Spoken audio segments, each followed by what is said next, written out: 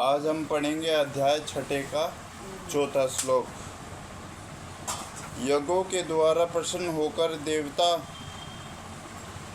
देवता तुम्हें भी प्रसन्न करेंगे और इस तरह मनुष्य तथा देवताओं के मध्य सहयोग से सबों को सपना प्राप्त होगी।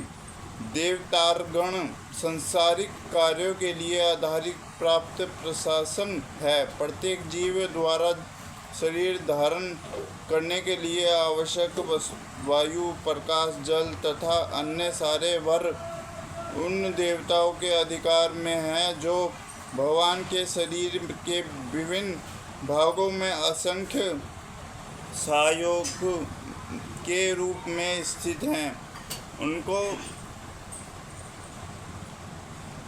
उनकी प्रसन्नता तथा अप्रसन्नता मनुष्य द्वारा यज्ञ की सपना पर निर्भर है। कुछ यज्ञ किन्हीं विशेष देवताओं को प्रसन्न करने के लिए होते हैं, किंतु तो भी सारे यज्ञों में भगवान विष्णु को प्रमुख भोक्ता की भांति पूजा जाता है। भगवद गीता में यह भी कहा गया है कि भगवान कृष्ण स्वयं सभी प्रकार के यज्ञों के भोक्ता हैं। भोक्तार अंत समस्त यज्ञों का मुख्य प्रयोजन यज्ञपति को प्रसन्न करना है। जब ये यज्ञ सुचारू रूप से संपन्न किए जाते हैं तो विभिन्न विभागों के अधिकारी देवता प्रसन्न होते हैं और प्राकृतिक पदार्थों का अभाव नहीं रहता। यज्ञों को संपन्न करने से अन्य लाभ भी होते हैं, जिनसे अत्यंत बंधन से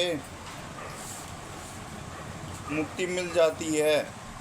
यज्ञ से सारे कर्म पवित्र हो जाते हैं, जैसे कि वेद वचन हैं। यज्ञ से मनुष्य के खाद्य पदार्थ शुद्ध होते हैं और शुद्ध भोजन करने से मनुष्य जीवन शुद्ध हो जाता है। जीवन शुद्ध होने से स्मृति के सूक्ष्म तंतु शुद्ध होते हैं और स्मृति तंतुओं के शुद्ध होने पर मनुष्य मुक्ति मार्ग का चिंतन कर सकता है और ये सब मिलकर कृष्ण भाव तक पहुंचाने चाहते हैं, जो आज के समाज के लिए सर्वाधिक आवश्यक है।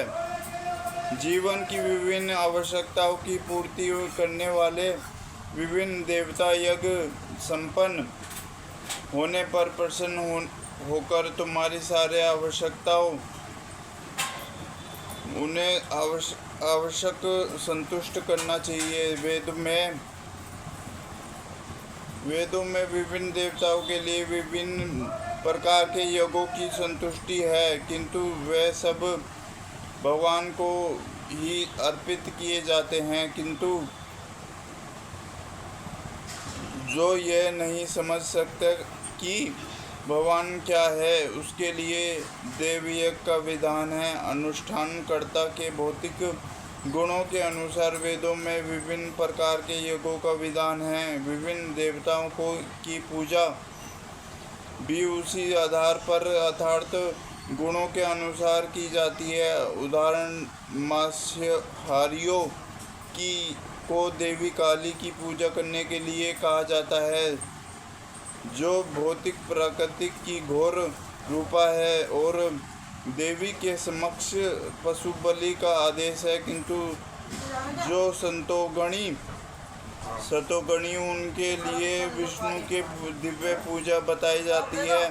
समस्त यज्ञों का धैर्य उत्तर तक पद प्राप्त करना है। सामान्य व्यक्तियों के लिए कम से कम 5 यज्ञ आवश्यक है, जिन्हें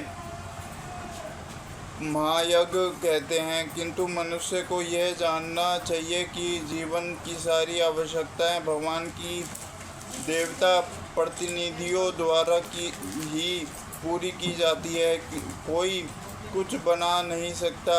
उदाहरणतः मानव समाज के भोज्य पदार्थों को ले।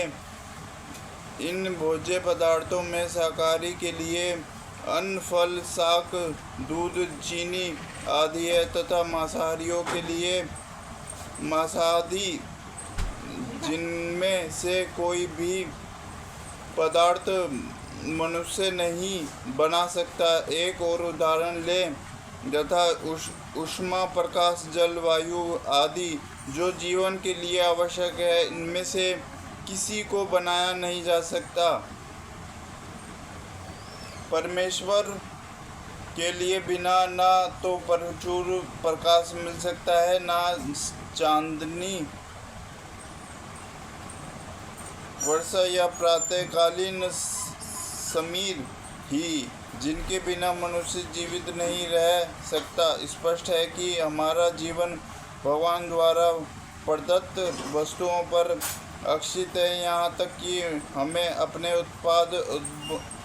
उद्यमों के लिए अनेक कच्चे मालों की आवश्यकता होती है, यथा धातु, गंधक, पारद, मैग्नीज तथा अन्य अनेक आवश्यक वस्तुएं, जिनकी पूर्ति भगवान के प्रतिनिधि इस उद्देश्य से करते हैं कि हम इनका समुचित उपयोग करके आत्म साक्षात्कार के लिए अपने आप को स्वस्थ एवं पुष्ट बनाएं, जिनसे जीवन का चरम लक्ष्य अर्थात भौतिक जीव संघर्ष से मुक्ति प्राप्त हो सके। यज्ञ संपन्न करने से मानव जीवन का यह लक्ष्य प्राप्त हो जाता है। यदि हम जीवन उद्देश्य को भूलकर भगवान की प्रतिनिधियों से अपनी इंद्रिय तृप्ति के लिए वस्तुएं लेते रहेंगे और इस संसार में अधिकाधिक फंसते जाएंगे, तो कि सृष्टि का उद्देश्य नहीं है, तो निर्दय ही हम चोर हैं। और इस तरह पर हम प्रकृति के नियमों द्वारा दंडित होने चारों ओर समाज कभी सुखी नहीं रह सकता, क्योंकि उनका कोई जीवन लक्ष्य नहीं होता। भौतिकवादी चोरों का भी कभी कोई जीवन लक्ष्य नहीं होता, उन्हें तो केवल इंद्रिय तृप्ति की चिंता रहती है। वे नहीं जानते कि यज्ञ किस तरह किए जाते हैं, किंतु चैतन्य महाप्रभु ने यज्ञ संपन्न करने की सरलतम विधि का प्रवर्तन किए जाते हैं। संकीर्तन यज्ञ, जो संसार के किसी भी व्यक्ति द्वारा जो कृष्ण नामर्थ के सिद्धांतों को अंगीकार करता है, संपन्न किया जा सकता है।